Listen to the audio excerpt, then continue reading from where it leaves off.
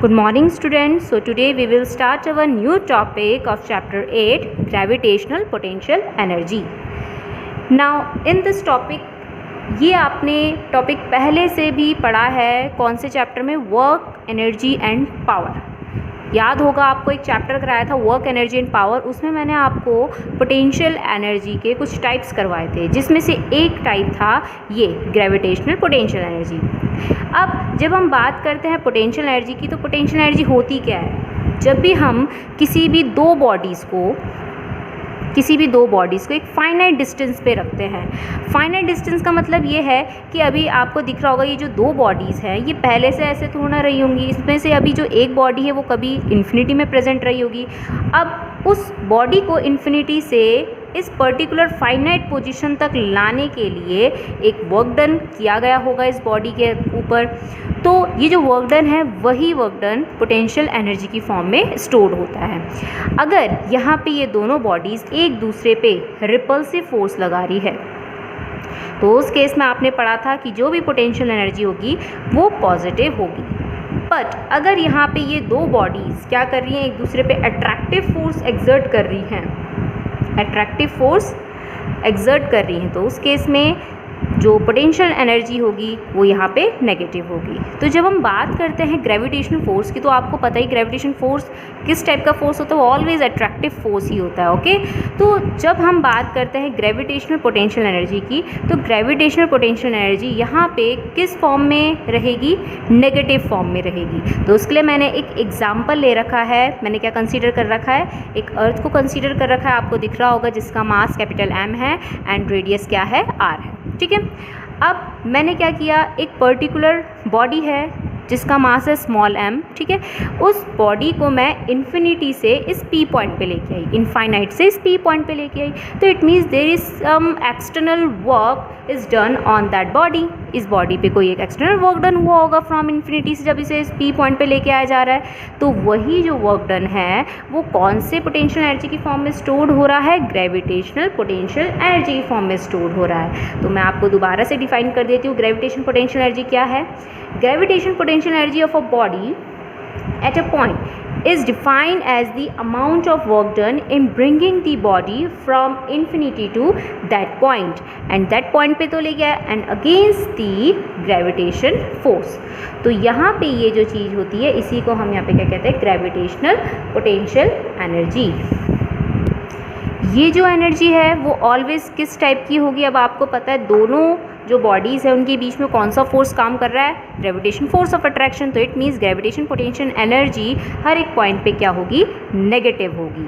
But जब हम बात करते हैं कि ये बॉडी इन्फिनिटी पे थी, ओके, जब ये इन्फिनिटी पे थी तो आपको पता है जब इन्फिनिटी पे होगी तो वहाँ पे ग्रेविटेशन फोर्स ऑफ अट्रैक्शन बहुत ही कम, मतलब ज़ीरो हो जाएगा। तो उस केस में वहाँ पे ग्रेविटेशन पोटेंशियल एनर्जी भी हमारी ज़ीरो हो जाएगी। So at infinity gravitation potential energy of this body will become zero, और उसी पर्टिकुलर पोटेंशियल एनर्जी को हम क्या कहते हैं? एट दैट पॉइंट जहाँ पे इन्फिनिटी की हम बात कर रहे हैं उसको हम कहते हैं zero level of potential energy. तो zero level of potential energy कहाँ पे होती है बॉडी की? जब वो कहाँ पे प्रेजेंट होगा? एट इन्फिनिटी में प्रेजेंट होगा। तो अब हमारे पास एक इम्पॉर्टेंट डेरिवेशन है ग्रेविटेशनल पोटेंशियल एनर्जी के फॉर्मूले निकालने के लिए। तो कंसीडरेशन आपको पता ही है, मैंने यहाँ पे क्या ले रखा है, एक अर्थ ले रखी है जिसका मास है कैपिटल M, और एक पर्टिकुलर बॉडी है जिसको हम इन्फिनिटी से किस पॉइंट पे लेके आ रहे हैं? एट A पॉइंट पे लेके आ रहे हैं। कहाँ से? इन्फिनिटी से एट A पॉइंट पे लेके आ रहे हैं, जिसमें A पॉइंट की distance from the centre of earth कितनी है? स्मॉल r है। ओके, और साथ ही साथ जब हम बात करें इन्फिनिटी से A पॉइंट तक लाने के लिए, तो यहाँ पे आपको पता है कि ये बॉडी जब इन्फिनिटी से लाई जाएगी तो ये P पॉइंट पे भी आएगी कभी ना कभी, और Q पॉइंट पे भी आएगी। तो हमने यहाँ पे एक पॉज स्टेट ले रखी है इस बॉडी की, कि समझ लीजिए कि जब ये इन्फिनिटी से A पॉइंट पे लाया जा रहा था तो जब वो P पॉइंट पे रहा होगा, तो इस तरीके से मैंने यहाँ पे डायग्राम बना रखा। जब ये P पॉइंट पे रहा होगा तो P पॉइंट से जो अर्थ के सेंटर की डिस्टेंस है वो मैंने क्या लेट कर रखी है? x लेट कर रखी है। अब आपको पता है ये पूरी डिस्टेंस PO या OP पूरी डिस्टेंस है x, ओके। और यहाँ पे जो पी क्यू है एक स्मॉल एलिमेंट्री डिस्टेंस है। स्मॉल एलिमेंट्री डिस्टेंस का मतलब कि जब ये हमारे पास ये जो बॉडी है वो पी से जब क्यू पॉइंट पे आएगी तो ये एक्स का एक छोटा सा पार्ट ट्रैवल करेगी। तो छोटा सा पार्ट मतलब इसको हम क्या मान लेते हैं, डी एक्स मान लेते हैं। ओके, तो फटाफट से सबसे पहले हम एट पी पॉइंट पे जो भी दोनों बॉडीज़ के बीच में ग्रेविटेशन फोर्स ऑफ अट्रैक्शन का फोर्स होगा की वैल्यू होगी, वो हम फॉर्मूला लिख लेते हैं from Newton's law of gravitation के हिसाब से। तो वो क्या निकल के आता है आपको पता ही है, F = g m1 m2 r square. तो यहाँ पे कैपिटल G दोनों मासेस का product capital M small m upon, जब ये P पॉइंट पे है तो डिस्टेंस कितनी है इसकी सेंटर ऑफ अर्थ से x, तो x square. Let this equation be 1। अब जब हम यहाँ पे इस पर्टिकुलर बॉडी पे वर्क डन कर रहे हैं तो ये जब P से लेकर Q small elementary part travel करेगा, dx पार्ट ट्रैवल करेगा, तो इट मीन्स इसका वर्क डन भी क्या हो, इस पर जो वर्क डन हो रहा है वो भी स्मॉल होगा। तो स्मॉल वर्क डन का फॉर्मूला क्या होगा, थ्रू dx डिस्प्लेसमेंट के लिए F × dx, आपको फॉर्मूला पता है इसका। फ्रॉम इक्वेशन फर्स्ट से f की वैल्यू उठा के यहाँ पे रख देंगे। Okay, dx as it is रहेगा। नाउ ये तो था स्मॉल वर्क डन, लेकिन मुझे तो यहाँ पे क्या करना है, टोटल वर्क डन निकालना है। कहाँ से लेकर कहाँ तक, इन्फिनिटी से a पॉइंट तक। मतलब इन्फिनिटी से कितनी डिस्टेंस तक, जो सेंटर ऑफ अर्थ से a पॉइंट की डिस्टेंस कितनी है, r। इन्फिनिटी से r तक मुझे इसका क्या करना पड़ेगा, इंटीग्रेशन करना पड़ेगा। तो जो उस टाइम पे टोटल वर्क डन होगा dw, तो w बन जाएगा, और जो भी कांस्टेंट है g वो तो बाहर रहेंगे, और इंटीग्रेशन किसका होगा, इन्फिनिटी से लेकर r तक 1/x स्क्वायर dx का, जिसमें मैं 1/x स्क्वायर को ये भी लिख सकती हूँ, क्योंकि देखिए अब जब इसे न्यूमरेटर में लेके आ जाएंगे तो इसकी पावर क्या हो जाएगी, माइनस में आ जाएगी। ठीक है, अब यहाँ पे आपको इंटीग्रेशन का फॉर्मूला पता है कि जो भी जिसका भी इंटीग्रेशन होता है उसकी पावर +1 हो जाती है, और अपॉन जो उसकी पावर होती है वही नीचे डिनोमिनेटर पे आता है। तो हमने क्या करा, यहाँ पे देखिए x की पावर -2 +1 -1 हो जाएगी, और जो ऊपर आ रहा है वही इसके डिनोमिनेटर में आएगा। ओके, और यहाँ पे लगाएंगे बिग ब्रैकेट, क्योंकि अब हमने इंटीग्रेशन कर लिया है। तो बिग ब्रैकेट लगाते हुए यहाँ पे आप मॉड्यूलस लगाते हुए हम क्या करेंगे, लिमिट्स रख देंगे, तो इन्फिनिटी से लेकर r तक। ओके, अब हमें यहाँ पे क्या करना है, देखिए -1 है तो -1 के माइनस को मैंने यहाँ पे पहुँचा दिया है, और x की पावर -1 को हम क्या लिख सकते हैं, 1/x भी लिख सकते हैं। ठीक है, यहाँ पे लिमिट एज इट इज़ लगा दी। अब लिमिट कैसे रखेंगे, इस x के बदले पहले अपर लिमिट, फिर माइनस का lower limit, -g as it is, तो 1/x के बदले r, फिर माइनस का 1/x के बदले इन्फिनिटी। 1/∞ की वैल्यू कितनी होती है, 0 होती है। क्यों, क्योंकि इन्फिनिटी का मतलब क्या होता है, 1/0, और जब इन्फिनिटी की वैल्यू यहाँ पे प्लेस करेंगे तो 1 यहाँ पे आएगा, ऊपर 0, तो 1/∞ की वैल्यू कितनी होती है, 0 होती है। टोटल 0 यहाँ पे कितनी वैल्यू हो जाएगी, 0। तो इट मीन्स हमारे पास जो फॉर्मूला निकल के आएगा वो क्या आएगा, -g ये आ गया total work done from infinity to a point तक के लिए उस बॉडी पे। अब आप सभी को पता है कि जो भी वर्क डन है वो यहाँ पे किस फॉर्म में स्टोर्ड हो रहा है, पोटेंशियल एनर्जी की फॉर्म में स्टोर्ड हो रहा है। तो यहाँ पे W = किसके हो जाएगा, ग्रेविटेशन पोटेंशियल एनर्जी के। तो इट मीन्स जो भी यहाँ पे W का फॉर्मूला है वो किसके इक्वल हो जाएगा, यहाँ पे पोटेंशियल एनर्जी के फॉर्मूले के इक्वल। सो हमारे पास ग्रेविटेशन पोटेंशियल एनर्जी का फॉर्मूला क्या निकल के आएगा, U = -gmm/r, जिसमें नेगेटिव साइन का इंडिकेट कर रहा है। नेगेटिव साइन ये इंडिकेट कर रहा है कि जो भी यहाँ पे दो बॉडीज़ के बीच में इंटरेक्शन है वो कैसा होगा, अट्रैक्टिव होगा। अभी इससे पहले बताया था ना आपको, अट्रैक्टिव के लिए नेगेटिव साइन। अब मैं यहाँ पे थोड़ा सा चेंज कर रही हूँ, मुझे यहाँ पे ग्रेविटेशन पोटेंशियल एनर्जी निकालनी है इन्फिनिटी से दैट पॉइंट तक। अभी मैंने यहाँ पे निकाल दी, लेकिन एक पर्टिकुलर पॉइंट से दूसरे पर्टिकुलर पॉइंट तक, मतलब एक फाइनाइट डिस्टेंस से दूसरी फाइनाइट डिस्टेंस तक। तो यहाँ पे मैं क्या लेट कर रही हूँ, जो इन्फिनिटी है उसको मैं B पॉइंट लेट कर रही हूँ। B पॉइंट मतलब B पॉइंट से लेकर हम O पॉइंट की डिस्टेंस ईजिली मेजर्ड कर सकते हैं। तो वो डिस्टेंस मैं यहाँ पे लिख रही हूँ, फाइनाइट डिस्टेंस है, कैलकुलेटिव डिस्टेंस है, तो इसलिए मैं इसे r1 लेट कर रही हूँ। ठीक है, O से लेकर B तक की डिस्टेंस कितनी है, r1, और O से लेकर A की डिस्टेंस मैंने r लेट करी थी, तो इसे r2 लेट कर लीजिए। तो अब इस डेरिवेशन में कहाँ पे फ़र्क आएगा, अब देखिए जहाँ जहाँ पे मैंने ये लिखा हुआ था कि इंटीग्रेशन करना है, तो इंटीग्रेशन कहाँ से लेकर कहाँ तक, अब इस बॉडी को B से A पॉइंट तक लेके आया जा रहा है। इट मीन्स कि यहाँ पे हमें इंटीग्रेशन r1 से r2 तक करना है, r1 से r2 तक करना है। तो जहाँ जहाँ पे इन्फिनिटी और r लिखा हुआ है वहाँ पे r1 r2 लिख देंगे, यहाँ पे भी r1 r2, here also r1 and r2, r1 and r2। अब यहाँ पे बारी आती है लिमिट्स प्लेस करने की। तो माइनस तो एज इट इज़ है, तो यहाँ पे सबसे पहले upper limit upper limit, then उसके बाद लोअर लिमिट। तो अपर लिमिट क्या है यहाँ पे R2, ओके, और लोअर लिमिट यहाँ पे क्या है R1, ठीक है।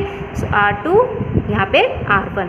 अब ये माइनस साइन है, जब ये माइनस साइन अंदर इंटू होने चले जाएगा तो यहाँ पे हमारे पास एक एक्सप्रेशन आएगी जो कि क्या आएगी, GMM अपॉन, अब देखिए जस्ट रिवर्स हो जाएगा, यहाँ पे 1/R1 माइनस का था तो 1/R1 प्लस का हो जाएगा, और 1/R2 प्लस का था तो यहाँ पे 1/R2 माइनस का हो जाएगा, क्योंकि माइनस साइन अंदर इंटू हो गई है, ठीक है। Here work done is stored in the form of gravitation potential energy, so here we can write W is U, okay, W is equals to U। तो U का फॉर्मूला हमारे पास क्या निकल के आ गया, जब हम किसी बॉडी को दो फाइनाइट पॉइंट्स में मूव करा रहे हैं, ठीक है, B से A पॉइंट तक मूव करा रहे हैं, तो उसके लिए हमारे पास फॉर्मूला क्या निकल के आएगा, GMM इंटू 1/R1 माइनस का 1/R1 माइनस का 1/R2।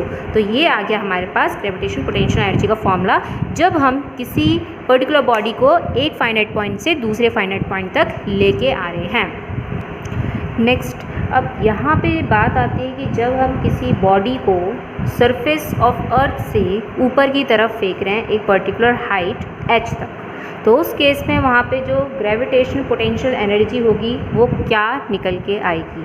अभी तक तो हम बॉडी को कहाँ से कहाँ की तरफ लेके आ रहे थे, इन्फिनिटी से एट दैट पॉइंट पे लेके आ रहे थे, ठीक है, टुवर्ड्स द अर्थ। लेकिन अब यहाँ पे हम क्या करेंगे, अर्थ की सरफेस से एक पर्टिकुलर हाइट तक, h हाइट तक उस बॉडी को ड्रॉप करेंगे, तो उसको ड्रॉप करते टाइम वहाँ पे कितनी ग्रेविटेशन पोटेंशियल एनर्जी निकल के आती है वो हम यहाँ पे फाइंड आउट करेंगे। तो उसके लिए सबसे पहले हमारे पास वर्क डन का फॉर्मूला होना चाहिए। वर्क डन का फॉर्मूला क्या होता है, जब हम इसे h हाइट तक फेंक रहे हैं तो work done is equals to work done W is equals to force into displacement. Displacement कितना किया इसने, h। अब आप सभी को पता है कि जो यहाँ पे इस पे फोर्स जब भी h हाइट पे होगा तो h हाइट पे होने पर इस पे एक फोर्स लगेगा जिसको हम फ्रॉम न्यूटन्स लॉ के हिसाब से क्या लिखेंगे, W is equals to F के बदले m इंटू ए लिखते हैं। लेकिन यहाँ पे एट h हाइट पर यहाँ पे इस पे एक एक्सेलरेशन काम करेगा ड्यू टू ग्रेविटी की वजह से, जिसको हम कहते हैं एक्सेलरेशन ड्यू टू ग्रेविटी। तो a वहाँ पे g के इक्वल हो जाएगा, तो m एज इट इज़ और वहाँ पे a के बदले g आ जाएगा, और ये h as it is. Here work done is stored in the form of gravitational potential energy, in the form of gravitational potential energy. तो इट मीन्स कि यहाँ पे W is equals to U हो जाएगा, और U का formula हमारे पास आ जाएगा mgh, ओके। सो ये mgh किसका फॉर्मूला है, gravitation potential energy on the surface of earth, जब हम सरफेस ऑफ अर्थ से कोई भी बॉडी को ऊपर की तरफ फेंकते हैं या नीचे की तरफ ड्रॉप करते हैं, ठीक है। तो अभी हमने स्टार्टिंग में कौन सी डेरिवेशन पढ़ी, ग्रेविटेशन पोटेंशियल एनर्जी की, जब हम किसी बॉडी को इन्फिनिटी से एट ए पॉइंट पे लेके आ रहे हैं माइनस का GMM अपॉन R करके, ओके। नाउ नेक्स्ट टॉपिक है हमारे पास ग्रेविटेशनल पोटेंशियल, वो थी एनर्जी, और यहाँ पे है एनर्जी को हटा दिया हमने, ग्रेविटेशनल पोटेंशियल। इसको हम इंडिकेट कराते हैं किससे, कैपिटल V से। अभी ग्रेविटेशनल पोटेंशियल क्या हुआ, ग्रेविटेशनल पोटेंशियल भी वही होता है, बस थोड़ा सा इसमें फ़र्क होता है। वो क्या है, gravitational potential is defined as the amount of work done in bringing a body of unit mass from infinity to that point. अब देखिए उसमें तो हम वर्क डन को ही ग्रेविटेशनल पोटेंशियल एनर्जी कह रहे थे, लेकिन यहाँ पे work done per unit mass जो है, per unit mass of that body, per unit, per means upon, unit mass means जो यहाँ पे स्मॉल बॉडी है कौन सी, स्मॉल m, ठीक है। तो जितना amount of work done per unit मास लग रहा होगा उस बॉडी को फ्रॉम इन्फिनिटी से एट ए पॉइंट तक लाने के लिए उसे कहते हैं ग्रेविटेशनल पोटेंशियल। उसमें तो वर्क डन था ग्रेविटेशन पोटेंशियल एनर्जी के इक्वल, यहाँ पे क्या है, work done per unit mass, तो इसी को हम क्या कहते हैं, ग्रेविटेशनल पोटेंशियल। तो ग्रेविटेशन पोटेंशियल अगर मुझे एट r डिस्टेंस पे निकालना है, at r means at a point पे निकालना है, तो W अपॉन m, तो W मीन्स U ही होता है यहाँ पे ग्रेविटेशन पोटेंशियल एनर्जी। इसका फॉर्मूला अगर मैं प्लेस करूँ GMM अपॉन R, और नीचे एक m है, m से m कट हो जाएगा, तो यहाँ पे हमारे पास जो फॉर्मूला निकल के आएगा एट R पे, वो निकल के आएगा माइनस का GM अपॉन R। Gm/r, ठीक है, ये चीज़ हो गई। तो gravitational potential at a point क्या निकल के आ रहा है, एक तो नेगेटिव निकल के आ रहा है। नेगेटिव का मतलब एट ए पॉइंट पे जब ये बॉडी प्रेजेंट होगी तो दोनों के बीच में कौन सा फोर्स काम करेगा, अट्रैक्टिव। ओके, सेकेंड, और ये जो gravitation potential energy at a point है ये इंक्रीज होगी as one moves towards infinity. जैसे जैसे ए से इधर की तरफ जाएंगे, दूर जाएंगे, तो वैसे वैसे क्या होता रहेगा, यहाँ पे ये ग्रेविटेशन पोटेंशियल एनर्जी की वैल्यू क्या होती रहेगी, इंक्रीज होती रहेगी, और ये एट इन्फिनिटी पे जाके क्या बन जाएगी, ज़ीरो बन जाएगी। एट इन्फिनिटी पे जाके क्या बन जाएगी, ज़ीरो, ठीक है। तो maximum value of gravitation potential energy या फिर ग्रेविटेशन पोटेंशियल कहाँ पे होती है, एट इन्फिनिटी पे होती है, क्योंकि आपने पढ़ रखा है ज़ीरो बड़ा होता है कि नेगेटिव वैल्यू बड़ी होती है। ऑब्वियसली ज़ीरो बड़ा होता है नेगेटिव वैल्यू के कंपैरिजन, तो इसलिए आपको याद रखना है ग्रेविटेशन पोटेंशियल की मैक्सिमम वैल्यू कहाँ होती है, एट इन्फिनिटी होती है, और कितनी होती है, ज़ीरो होती है। ओके, अगर हम बात करें एट सरफेस की, at surface of earth, at surface of earth means कि जब बॉडी यहाँ पे प्रेजेंट है, तो उस केस में स्मॉल आर किसके इक्वल हो जाएगा, रेडियस ऑफ अर्थ के, कैपिटल आर के। तो हमारे पास फॉर्मूला क्या आएगा, माइनस का Gm/कैपिटल आर, ये निकल के आएगा, ठीक है। तो ये हो गया हमारे पास क्या, ग्रेविटेशन पोटेंशियल के बारे में। अगर मुझे इसकी यूनिट लिखनी है ग्रेविटेशन पोटेंशियल की, तो क्या था, वर्क डन पर यूनिट मास। वर्क का अगर हम यहाँ पे ऐसा यूनिट बोले तो जूल होता है, और अपॉन है तो पर आ जाएगा, पर केजी, जूल पर केजी। यहाँ पे किसकी एसआई यूनिट हो जाएगी, ये हो जाएगी ग्रेविटेशन पोटेंशियल की SI unit. Gravitation potential energy की तो आपको पता ही है पहले से कि जूल होती है। तो आज के लेक्चर्स में हमने क्या क्या पढ़ा है, पहली चीज़ ग्रेविटेशनल पोटेंशियल एनर्जी पढ़ा, उसमें उससे रिलेटेड उसकी कुछ डेरिवेशंस पढ़ी कि इन्फिनिटी से एट दैट पॉइंट पे लाने पे ग्रेविटेशनल पोटेंशियल एनर्जी की जो वैल्यू है या फॉर्मूला है वो क्या निकल के आता है, U माइनस का Gmm/r निकल के आता है। और एक पॉइंट से दूसरे पॉइंट तक लाने के लिए जो भी वहाँ पर ग्रेविटेशन पोटेंशियल एनर्जी लगती है उसके लिए भी मैंने एक्सप्रेशन पढ़ाई है आपको, जो निकल के आई थी U Gmm 1/r1 माइनस का 1/r2 करके, ठीक है, ये निकल के आया था। उसके बाद जब हम किसी बॉडी को अर्थ की सरफेस से ऊपर की तरफ फेंकते हैं तो उस केस में जो ग्रेविटेशन पोटेंशियल एनर्जी लगती है mgh लगती है, वो भी डिराइव कराया। साथ ही साथ लास्ट में ग्रेविटेशन पोटेंशियल पढ़ाया कि ग्रेविटेशन पोटेंशियल क्या होता है, work done, the amount of work done in bringing per unit mass from infinity to that point, जिसमें इसका फॉर्मूला एट आर डिस्टेंस के लिए -Gm/r, और on the surface of earth के लिए माइनस का Gm/कैपिटल आर होता है, और साथ ही साथ इसकी यूनिट जूल पर केजी।